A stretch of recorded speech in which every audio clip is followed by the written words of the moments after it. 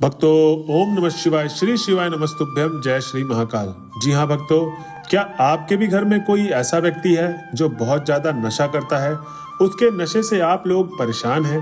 आपने उसके नशे के पीछे बहुत ज्यादा पैसा खर्च कर दिया, बहुत ज्यादा दवाइयाँ करवा ली और बहुत ज्यादा डॉक्टर को भी दिखवा लिया, लेकिन वो व्यक्ति नशा करना छोड़ ही नहीं रहा। तो आज का ये वीडियो मात्र आपके लिए है भक्तों। क्या करना है, कैसे करना है, पूरा आपको समझाने का प्रयास करूंगा। वीडियो को जरूर पूरा सुनिएगा। जैसा कि आपको पता है कि पूज्य गुरुदेव जी की जो कथा होती है उसमें बहुत सारे लोग पत्र के द्वारा अपनी मनोकामना गुरुदेव तक पहुंचाते हैं। तो बहुत सारे पत्र गुरुदेव तक पहुंचे और जब गुरुदेव ने वो पत्र पढ़े तो उसमें बहुत सारे लोगों की यही मनोकामना थी कि हे गुरुदेव, हमारे घर का व्यक्ति नशा नहीं छोड़ रहा, कृपया कोई उपाय बताइए। तब गुरुदेव ने 2 से 3 उपाय बताए और कहा कि केवल ये उपाय कर लेना, तुम्हारे घर का जो व्यक्ति नशा करता है वो नशा करना छोड़ देगा। जब लोगों ने वो उपाय किया और 1 महीने बाद जब गुरुदेव की कथा में वापस आए और फिर से पत्र लिखा, पर इस बार पत्र धन्यवाद के रूप में था कि हे गुरुदेव, आपके द्वारा बताया गया उपाय हमने कर लिया है और हमारे घर का वो व्यक्ति जो बहुत ज्यादा नशा करता था, जो हर बार कलेश मचाता था नशा करने के बाद, वो पूरी तरीके से नशा छोड़ चुका है। आपका कोटि कोटि धन्यवाद। तो भक्तों, आप भी सोच रहे होंगे कि ऐसा गुरुदेव जी ने कौन सा उपाय बताया। तो अगर आपको भी जानना है कि वो कौन सा उपाय है जिसको करने मात्र से लोगों का नशा मात्र 1 महीने में समाप्त हो जाता है, तो आज का ये वीडियो मात्र आपके लिए है। तो चलिए चलते हैं उपाय की ओर। लेकिन उससे पहले चैनल में अगर आप पहली बार आए हैं और मेरी आवाज पहली बार सुन रहे हैं तो चैनल को लाइक सब्सक्राइब कर लें, ताकि गुरुदेव के रोज नए नए उपाय जो कि मैं उनकी कथा से सुनता हूँ सबसे पहले आपको प्राप्त करा सकूं। अब भक्तों, पहले उपाय की तरफ चलते हैं। इस उपाय में आपको क्या करना है कि इस उपाय में आपको लेना है 1 लोटा जल। जी हाँ भक्तों, अब 1 लोटा जल आपके घर से भरा हुआ वो जल होना चाहिए। जी हाँ भक्तों, क्योंकि पंडित जी गुरुदेव जी ने बताया है कि जब आप ये नशा मुक्ति का उपाय करेंगे तब आपको जो 1 लोटा जल है वो आपको घर से भर के लेके जाना है, ना कि आप मंदिर परिसर से जल भरें। उसके बाद जो आपको दूसरी सामग्री चाहिए वो है 3 बेलपत्र।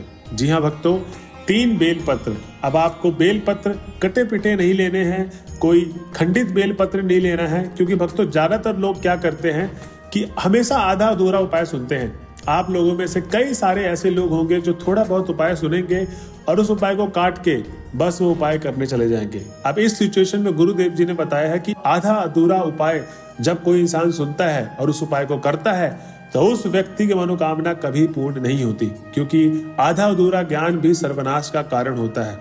तो आपको भक्तों पूरी उपाय सुननी है, जो मैं बता रहा हूँ आपको। पूरा उपाय सुनने के बाद, क्योंकि ज्यादा से ज्यादा 7 से 8 मिनट की वीडियो होती है, कोई ज्यादा लंबी वीडियो नहीं होती है। इस उपाय को आप जब सुनोगे, अच्छे से पूरा करोगे, तब जाके आपका वो मनोकामना पूर्ण होगा। तो मेरी आपसे यही रिक्वेस्ट है कि जब भी कोई आप उपाय सुनते हैं तो उसको पूरा सुनिए, अदरवाइज उस वीडियो को मत सुनिए। तो भक्तों, इसमें आपको क्या क्या मैंने बताया, 1 लोटा जल, 3 बेलपत्र। अब आपको शिव जी के मंदिर चले जाना है।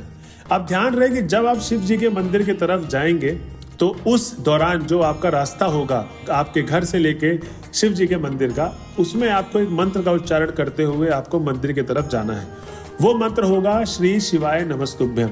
जी हाँ भक्तों, गुरुदेव जी कहते हैं कि श्री शिवाय नमस्तुभ्यम के मंत्र में इतनी ज्यादा ताकत होती है कि आपको उपाय के अलावा भी अगर इसको डेली लाइफ में इसका उच्चारण करते हैं तो आपके लाइफ में, आपके घर में कोई भी कलेश, कोई भी आपकी जो बुरी नजर होती है कभी आपको लगेगी ही नहीं, ना आपके घर ना परिवार। आपका परिवार हमेशा खुशहाल रहेगा।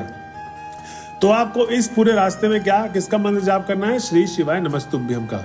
अब आप जब शिव जी के मंदिर पहुंच जाएंगे तो आप जब शिवलिंग के पास खड़े होंगे तो आपको क्या करना है, पहले तो वो जो 3 बेलपत्र आप लेकर गए हैं उसको आप अपने सीधे हाथ से पकड़ के महादेव के शिवलिंग में टच करवा दें और बोले कि हे महादेव, ये 3 बेलपत्र आप औषधि के रूप में मुझे प्रदान करिए। मैं आपके पास इसलिए आई हूँ या आया हूँ, मेरे घर का ये व्यक्ति बहुत ज्यादा नशा करता है, इसके नशे से मैं परेशान हो चुका हूँ, मेरी मदद करिए इस व्यक्ति के नशे को छुड़वाने के लिए। और इसलिए मैं आज आई हूँ कि इस बेलपत्र में आप अपना आशीर्वाद दीजिए और मैं इसे औषधि के रूप में उस व्यक्ति को खिला सकूं जिससे उसका नशा छूट जाए। अब आपको बेलपत्र रख लेना है अपने पास। अब जो 1 लोटा जल लेकर गए हैं आपको शिवलिंग पे समर्पित कर देना है। जी हाँ भक्तों, आप जब शिवलिंग पर समर्पित करते रहेंगे तो श्री शिवाय नमस्तुभ्यम का जाप करते करते आपको मन ही मन अपनी मनोकामना बोलनी है जिस व्यक्ति के लिए आप कर रहे हैं। और अगर वो व्यक्ति खुद ही आया है कि उसको खुद नशे से दूर होना है तो बहुत अच्छी बात है। अब आपको क्या करना है, आपको घर चले जाना है। इसके बाद वो जो 3 बेलपत्री है या आप उसको सीधा खिला दीजिए। अगर वो खा लेता है तो बहुत बढ़िया बात है। अगर वो नहीं खाता है, आनाकानी करता है कि मुझे नहीं खाना, मुझे इन सब चीजों में बिलीव नहीं है और किसी कारण और विवश वो नहीं खाना चाहता, अब इस सिचुएशन में आपको क्या करना है? ये बड़ी दुविधा की सिचुएशन है। तो इस सिचुएशन में भक्तों आपको जाना है सीधा छत पे, बेलपत्र को लेकर उसको सुखवा लेना है। सुखवाने के बाद इसको पीस लेना है, ग्राइंडर में किसी भी मशीन से आपको पीस लेना है।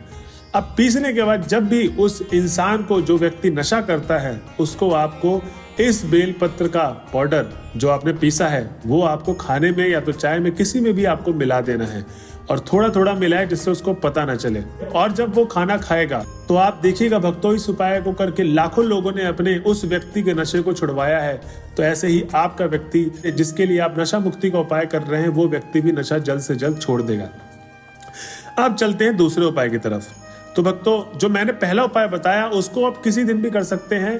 बस ध्यान रहे जो समय सीमा होगी वो सुबह 8 बजे से पहले पहले आपको करना है और शाम को 8 बजे से पहले पहले। जी हाँ भक्तों, दोपहर को नहीं करना है। दोपहर को भगवान के सोने का टाइम होता है, आपको सुबह और शाम को करना है। ठीक है, अब हम चलते हैं दूसरे उपाय की तरफ। अब इस उपाय में आपको क्या करना है, इस उपाय में आपको लेनी है 3 काली तिल। जी हाँ भक्तों, आपको 3 काली तिल लेनी है। उसके बाद आपको इसमें चाहिए 1 लोटा जल। अब सदैव ध्यान रहे कि जब 1 लोटे जल की बात चल रही है तो आपको 1 लोटा जल कहाँ से लेना है, अपने घर से ही भर के लेके जाना है मंदिर परिसर पे। ठीक है, मंदिर परिसर का आपको जल नहीं भरना है। अब जब आप जाएंगे घर से मंदिर की तरफ प्रस्थान करेंगे तो जो घर के बीच का और मंदिर के बीच का जो रास्ता आप तय करेंगे उसमें आपको याद करना है शंभरेश्वर महादेव के बारे में।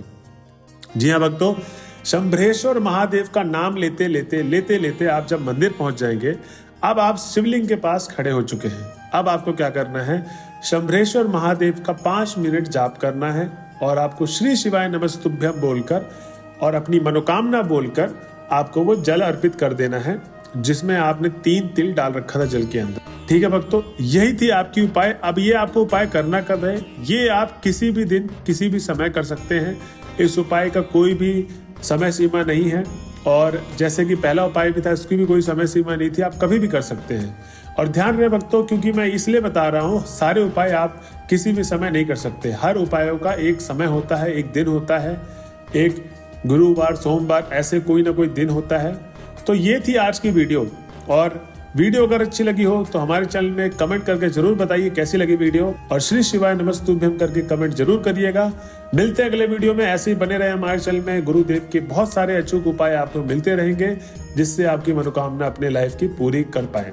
तो दोस्तों, तो भक्तों, जय, तो भक्तों, हर हर महादेव।